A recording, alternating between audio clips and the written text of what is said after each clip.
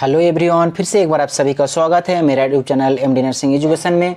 दोस्तों, आज की इस वीडियो में हम लोग एक एक करके सॉल्व करेंगे 2012 के एनुअल में पूछे जाने वाले सभी क्वेश्चंस को। तो चलो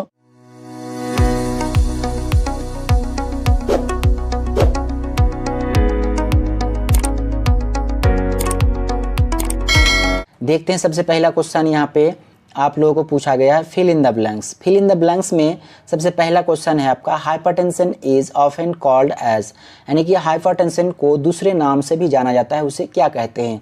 तो आप लोग जानते हैं हाइपरटेंशन का मतलब होता है हाई ब्लड प्रेशर, यानी कि हम लोग इसे दूसरा नाम देंगे आपका हाई ब्लड प्रेशर।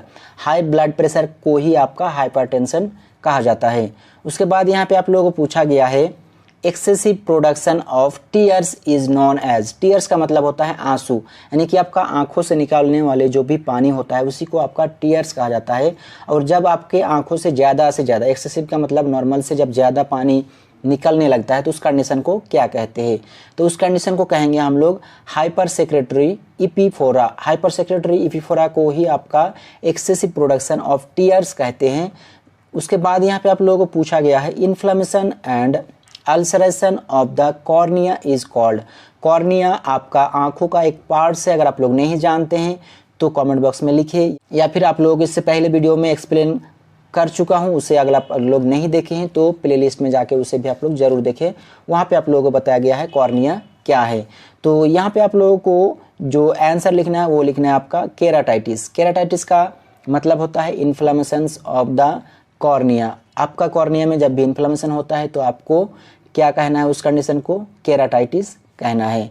उसके बाद यहाँ पे आप लोगों को पूछा गया folic acid deficiency also causes, यानी कि फॉलिक एसिड जब डिफिशियंसी होता है, डिफिशियंसी का मतलब होता है lack of folic acid, deficiency का मतलब होता है कम हो जाना, यानी कि नॉर्मल अमाउंट से कम अमाउंट जब आपके बॉडी में प्रेजेंट होता है, चाहे वो किसी भी प्रकार का कंपाउंड हो, जैसे कि आपका विटामिन्स हो या प्रोटीन हो या फिर कोई और चीज़ हो, जब उसका कमी होता है तो उसी कंडीशन को डिफिशियंसी कहा जाता है।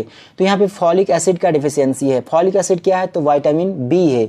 जैसे कि आप लोग जानते हैं कि विटामिन बी को बी कॉम्प्लेक्स भी कहा जाता है, क्योंकि उसमें कई तरह का विटामिन्स होता है, B1, B2, B3, B6, B5, B9, B12, इस तरह से होता है। तो यहाँ पे आप लोगों को लिखना है folic acid deficiency also caused birth defects, जिसे आपका न्यूरल ट्यूब डिफेक्ट्स के नाम से भी कहा जाना जाता है। यानी कि जो फॉलिक एसिड का डिफिशियंसी होता है उससे सीवियर बर्थ डिफेक्ट्स हो सकता है, जिसे न्यूरल ट्यूब डिफेक्ट्स कहते हैं। न्यूरल ट्यूब जो डिफेक्ट्स होता है बर्थ के टाइम से ही, वो आपका फॉलिक एसिड के कमी के वजह से होता है।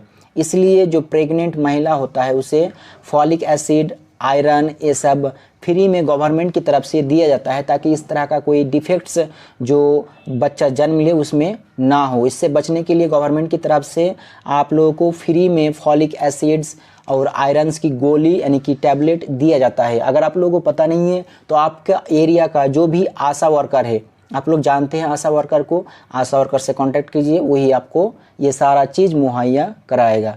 उसके बाद यहाँ पे आप लोगों को ई नंबर में पूछा गया है Rinne test is done to assess, यानी कि रीने एक तरह का टेस्ट होता है जो जिसे आप लोग दूसरे नाम से भी बोल सकते हैं राइने टेस्ट।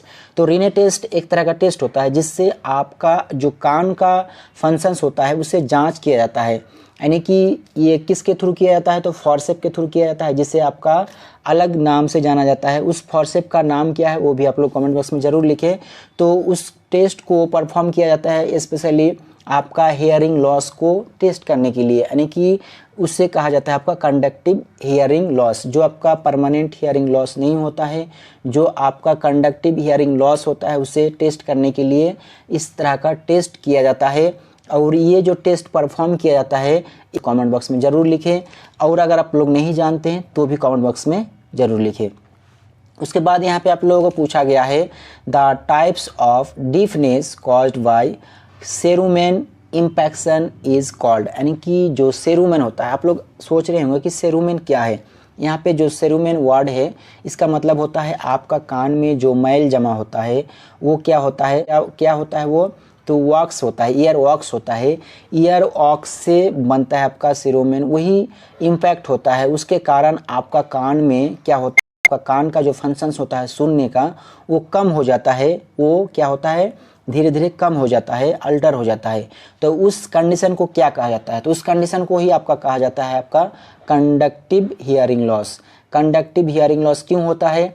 तो सेरुमेन इम्पैक्शन के कारण होता है। सेरुमेन क्या होता है? आपका कान में वॉक्स बनता है, जिससे आपका कान क्या होता है? भर जाता है और धीरे धीरे आपका कान में ब्लॉकेज होता है, जिसके वजह से आपका कान प्रॉपर फंक्शंस नहीं कर पाता है, आपको प्रॉपरली सुनाई नहीं देता है। उसके बाद यहाँ पे पूछा गया है true and false. True and false में ए नंबर है inflammations of urinary bladder is called as cystitis. Answer हो जाएगा ट्रू, क्योंकि आपका यूरिनरी ब्लैडर जो होता है उसमें जब भी इन्फ्लेमेशन या इन्फेक्शन होता है तो उस कंडीशन को सिस्टाइटिस के नाम से ही जाना जाता है। उसके बाद यहाँ पे पूछा गया है Pap smear is done to detect cervical cancer. Pap smear एक तरह का टेस्ट होता है जिसमें आपका सर्विक्स यानी कि यूट्रस का जो निचला हिस्सा होता है उसे सर्विक्स के नाम से जाना जाता है, जो यहाँ पे आप लोग स्ट्रक्चर में देख सकते हो। तो जो निचला हिस्सा होता है सर्विक्स होता है, सर्विक्स से टिश्यू को लिया जाता है, टिश्यू को लेने के बाद उसको टेस्ट किया जाता है कि इसमें किसी प्रकार का कोई कैंसर तो नहीं हुआ है, तो इसका आंसर भी हो जाएगा आपका ट्रू। उसके बाद यहाँ पे पूछा गया है malignant tumour of cartilage is called myeloma, यानी कि जो मैलिग्नेंट ट्यूमर होता है वो कार्टिलेज जो होता है, कार्टिलेज में जो भी मैलिग्नेंट ट्यूमर होता है उसे माइलोमा के नाम से जाना जाता है, तो इसका भी आंसर हो जाएगा आपका ट्रू। उसके बाद यहाँ पे आप लोगों को पूछा गया है shingles is painful blistering skin rash due to the varicella zoster virus, यानी कि जो यहाँ पे सिंगल्स बताया गया है एक पेनफुल ब्लिस्टर होता है आपका स्किन रश, पेनफुल ब्लिस्टर और स्किन रश होता है जो आपका वेरिसेला जोस्टर, जो जानते हैं कि वेरिसेला जोस्टर एक वायरस होता है जिसके कारण आपका स्किन में होता है, तो इसका भी आंसर हो जाएगा आपका ट्रू। उसके बाद यहाँ पे आप लोगों को 2012 का सप्ली क्वेश्चन पूछा गया है। चलिए सबसे पहले यहाँ पे आप लोगों को दिखाया गया गिव द मीनिंग्स। तो इसमें सबसे पहला क्वेश्चन पूछा गया है ल्यूकोपीनिया।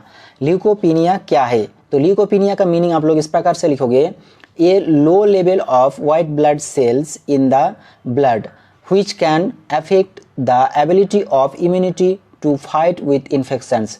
और दूसरा आप लोग लिख सकते हो और low white blood cells count in the blood, यानी कि जब भी आपका बॉडी में जो ब्लड है, यानी कि आपका सर्कुलेशन, जो ब्लड सर्कुलेशन होता है उसमें जो भी ब्लड होता है उसमें white blood sales, red blood cells, platelets और प्लाज्मा एक साथ मिक्स होता है, तो उसमें से जब वाइट ब्लड सेल्स का संख्या कम हो जाएगा तो उसी कंडीशन को हम लोग कहेंगे ल्यूकोपीनिया।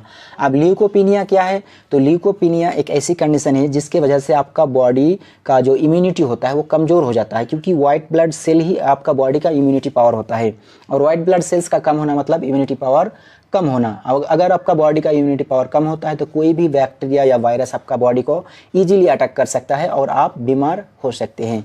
तो यहाँ पे आप लोग देख लिए हैं कि नॉर्मल जो यहाँ पे दिखाया गया है ल्यूकोपीनिया का स्ट्रक्चर में आप लोगों को ल्यूकोपीनिया समझाने के लिए यहाँ पे स्ट्रक्चर दिखाया गया है, जो नॉर्मल में दिखाया गया है कई वाइट ब्लड सेल्स प्रेजेंट है जो यहाँ पे आप लोगों को दिख रहा है इस प्रकार से, लेकिन जो ल्यूकोपीनिया है उसमें जो वाइट ब्लड सेल्स है वो सिर्फ और सिर्फ एक ही दिख रहा है, यहाँ पे बहुत कम संख्या दिख रहा है, इस कंडीशन को ही ल्यूकोपीनिया कहा जाता है।